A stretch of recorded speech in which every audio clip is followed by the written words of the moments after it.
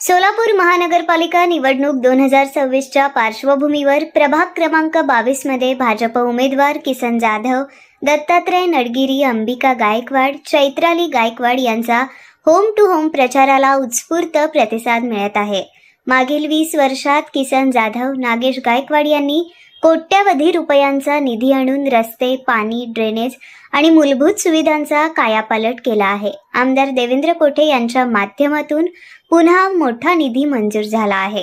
2 number झोपडपट्टी, इरण्णा वस्ती, धोंडीबा वस्ती, लिमयेवाडी, विजापूर नाका परिसरातील कष्टकरी कामगारांसाठी रामवाडी प्रशस्तीगृहात अद्ययावत आरोग्य सुविधा उभारण्याचा मानस जाधव यांनी व्यक्त केला आहे। प्रभाग 22चा विकास आणि नागरिकांचे आरोग्य हेच आमचे प्राधान्य असल्याचं त्यांनी स्पष्ट केलंय।